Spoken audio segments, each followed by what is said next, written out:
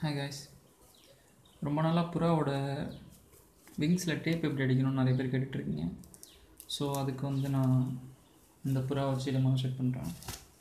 இது நம்ம புறா இல்லை, இது இந்த புறா ஏது, அப்புறம் இதை பற்றின டீட்டெயில்ஸ்லாம் இந்த வீடியோ முடிவில் நான் சொல்கிறேன். இந்த விங்ஸில் ஆல்ரெடி டேப் சுற்றி இருந்துச்சு, ஆனால் அந்த டேப் இதே உருவி எடுத்துருச்சு.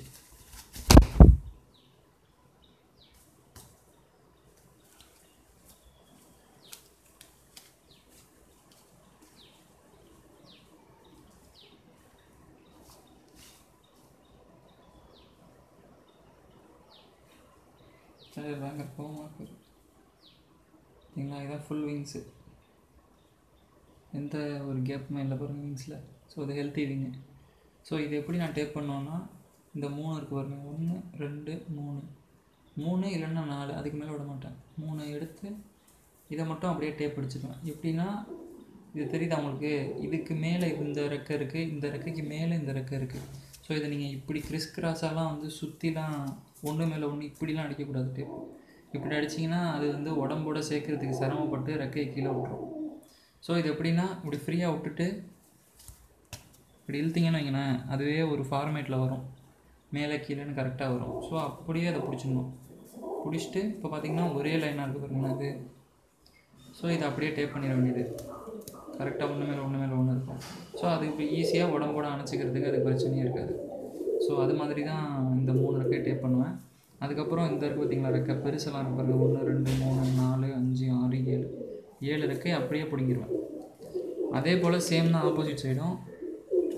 இதில் வந்து எப்படி டேப் சுற்றிருக்குன்னு பாருங்கள். இது வந்து இந்த புறாவை எனக்கு கொடுத்தவங்க அடிச்சிருக்க டேப்பு, அவங்கள்ட்ட இதான் இருந்துச்சு. ஸோ அட்ஜஸ்ட் பண்ணி அடிச்சிருக்காங்க. இது வந்து எப்படின்னா இப்படியே உருவிட்டு வந்துடும் ஈஸியாக, இப்படியே வெளியில் அழகாக ஈஸியாக வந்துடும். புறா அப்படியே கொத்தி ஒரு 2-3 நாளில் அதை எடுத்துகிட்டு பறந்துடும். ஸோ இது மாதிரியான டேப்பு நீங்கள் சுற்றாமல் இருக்கணும். இது வந்து நம்ம ஃபாரின்லாம் போனோம்னா பார்சல் கிடைப்போமே அந்த டேப்பு, இந்த டேப் ஈஸியாக உருவிடும், பசையும் சீக்கிரமே போயிடும். ஸோ இதெல்லாம் சுற்றக்கூடாது. ஸோ நான் ஒரு டேப் வச்சுருக்கேன், அதை நான் காட்டுறேன். இப்போ நான் டேப் இந்த புறாக்கு அடிப்பேன். ஸோ அதை எப்படின்னு காட்டுறேன். ஸோ இந்த டேப்பை இப்போ நான் பிரிச்சுருவேன் கொஞ்சம் நேரத்தில், பிரிக்க டைம் ஆகும். ஸோ நான் வீடியோவில் காட்டுறேன், அதை பிரிச்சுட்டு எப்படி நான் டேப் அடிக்கிறேன்னு காட்டுறேன்.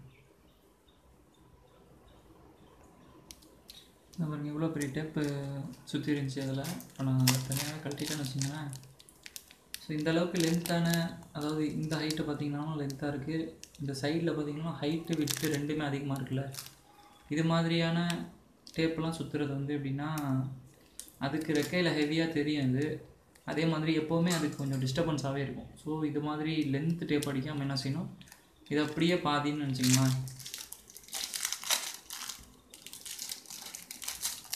இது இருக்குல்ல இடையில மடக்கியிருக்கேன் பாருங்கள், இதை விட சின்னதாக மெல்லிஸாக இந்த சைஸில் இருந்தால் கூட போதும் அந்த டேப்பு. ஸோ அதை ரெக்கையோட சென்டரில் சுற்றிட்டோன்னா புறா வந்து அடித்தெல்லாம் பறக்காது. அந்த 3 கல்லியும் பிரியாமல் இருந்தாலே போதும், அது வந்து அடித்து பறந்துச்சுன்னா கீழே தான் இறங்குமே தவிர ஹைட் ஏற முடியாது. ஓகே, நான் இதுக்கு டேப் அடிக்க ட்ரை பண்ணேன், என்னால் சிங்கிள் ஹேண்டடாக டேப் அடிக்க முடியல. இப்போது நான் இதுலேருந்து தான் டேப் பிரித்தேன். இந்த ரெக்கையை பார்த்திங்கன்னா உங்களுக்கு எந்த அளவுக்கு டேமேஜ் ஆகிருக்குன்னு தெரியும். ரெக்கை தெரியுதா, இதை வந்து புறாவே கொஞ்சம் நேரத்தில் அதோட வாயை வச்சு சரி பண்ணிவிடும். ஸோ இது இந்த மாதிரி லென்த்தான டேப் அடிக்கிறதுல இதுவும் ஒரு மைனஸ். ஸோ இப்போது இதுக்கு நான் டேப் அடிக்க போகிறதில்ல, ஆனால் டேப் அடிக்கிறது மட்டும் உங்களுக்கு எப்படி நான் சொல்லிட்டேன். ஸோ இந்த மெயினான 3 ரெக்கையும் அது எப்படி ஆல்ரெடி மேலே கீழே இருக்கோ அதே மாதிரியே வச்சு டேப் சுற்றிடணும். எதுக்கிட்டனா இந்த இடத்துக்கிட்ட சுற்றணும், தெரியுதா. அதோட இந்த இந்த கார்பெட் இருக்குது பார்த்திங்களா, இந்த இடம் விங்ஸோட இந்த இடத்துலேருந்து தான் அந்த ஸ்டெம்மு ஃபுல்லாக வரும். ஸோ அதில் வந்து ஒரு காவாசி இந்த இடம் பார்த்துக்க வேண்டியதான். இந்த சின்ன ரெக்கை இருக்குது பாருங்களேன், சின்ன ரெக்கைலாம் தெரியுதா, இது கிட்டலாம் முடிஞ்சிருக்கும் சின்ன ரெக்கை. ஸோ அது கிட்டக்க டேப் சுற்றிட்டா போதும். எந்த அளவுக்குனா ஒரு சும்மா 3 தடவை இந்த நல்ல மெல்லிஸான டேப்பாக ஒரு 3 ரவுண்டு அடிச்சிட்டிங்கன்னா வெயிட்டாகவும் இருக்காது, அதே நேரத்தில் அது இந்த ரெக்கையை பிரிக்க முடியாது, இதுதான் மெயின். ஸோ கீழே இருக்க ரெக்கையில் வந்து 7 ரெக்கையை பிடிங்கிற வேண்டியது. அது ஒரு 20 நாள்லேருந்து 25 நாளைக்குள்ளே வளர்ந்து பறக்க ஆரம்பிச்சிடும். ஸோ நீங்கள் அதை பறக்க விட்றீங்கன்னா அப்படியே விட்டுடலாம், இல்லைன்னா மறுபடியும் அந்த ரெக்கையில் கொடுக்கணும். சோஃபார் ரெக்கையை டேப் அடிக்கிறது வந்து இவ்வளோ தான் மேட்ரு, ஒன்றும் பெரிய சிரமம் இல்லை. அதே போல் புறாவோட வால் வந்து ரொம்ப நாள் வளரும். ஸோ புறா பிடிக்கும் போது வாலை வச்சு பிடிக்கக்கூடாது. இது பார்த்திங்கன்னா இதெல்லாம் வந்து அவங்க தெரியாமல் வாலை பிடிச்சிருக்காங்க. இல்லைன்னா அதே புறாவே வந்து சில டைமில் டேமேஜ் வாலெல்லாம் பிச்சிரும். ஸோ அது பிஞ்சிச்சின்னா வால் வளர வந்து ரொம்ப நாள் ஆகும், அது ரொம்ப ஸ்லோவாக வளரும். ரெக்கையெல்லாம் கொஞ்சம் சீக்கிரம் வளர்ந்துடும், அதுவும் பாதி ரெக்கை வளர்ந்தோடனே புறா பறக்க ஆரம்பிச்சிடும். ஆனால் வால் அப்படி இல்லை, வால் வந்து சின்னதாக இருக்க வரைக்கும் அதுக்கு அந்தளவுக்கு யூஸ் ஆகாது. பெருசானால் தான் அது லேண்டிங்க்கெலாம் அப்புறம் வந்து மேலே ஏறுறதுக்கெலாம் வால் யூஸ் ஆகும். ஸோ பிடிக்கும் போது வாலில் பிடிக்காதீங்க, புறாவை உடம்புல அப்படி அமுக்கி பிடிங்க, அப்போ தான் புறா எங்கேயும் ஓடாது. அப்புறம் இந்த புறாவெல்லாம் என் தம்பி வந்ததுக்கப்புறம் டேப் அடிப்பேன். ஸோ டேப் அடிச்சுட்டு வேணால் ஒரு தடவை வீடியோவில் காட்டுறேன்.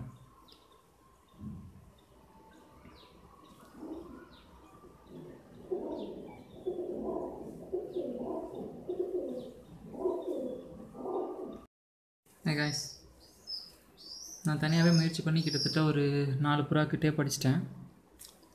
ஸோ இப்போது இந்த புறாக்கு டேப் அடிக்க போகிறேன். சேம் புறா தான், பின்னாடி இடம் நல்லா கூண்டு இருக்கிறதுனால தான். பாருங்க, சின்ன டேப்பு, லென்த்தும் கொஞ்சம் கம்மியாக தான் வச்சுருக்கு பாருங்க, நம்ம விரல் சைஸ் தான். ஸோ இதில் இந்த மாதிரி பெருசாக இருந்தால் 3 எடுத்துக்கங்க. இந்த தேர்டு வந்து ரொம்ப சின்னதாக இருந்துச்சுன்னு வைங்களேன், அது வந்து வளர்ந்துட்டுருக்குன்னு அர்த்தம். அதையும் சேர்த்து டேப் அடிக்காமல் என்ன செய்யுங்கன்னா ஒரு 2 மட்டும் டேப் அடிங்க. இல்லை அதெல்லாம் ஒரே சைஸ் தான் இருக்குது, இல்லை பெருசாக கூட இருக்குது அப்படின்னா 3 டேப் அடிக்கலாம். இப்போ நான் இதில் 3 தான் அடிக்க போகிறேன்.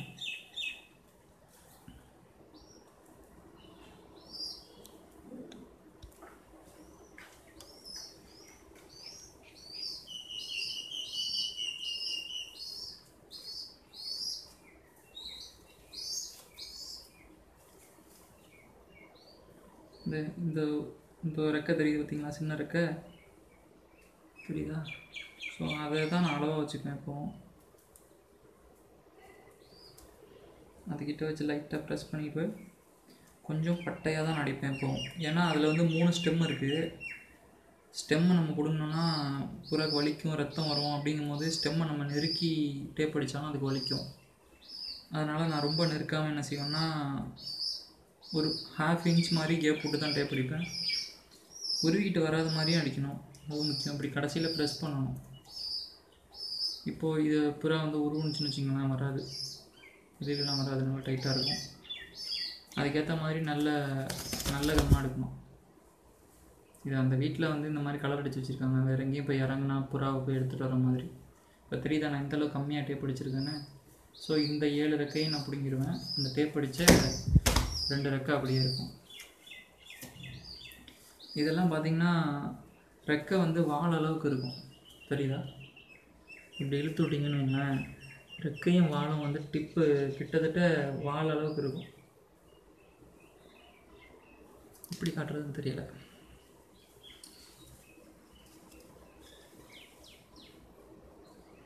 தெரியுதா? 1 இன்ச்சு தான் கேப் இருக்குது பாருங்கள், அதுவும் 1 இன்ச்சு கம்மியாக தான் இருக்குது. ஸோ இப்படி இருக்கிற புறாலாம் வந்து ரொம்ப நேரம் பறக்கும்.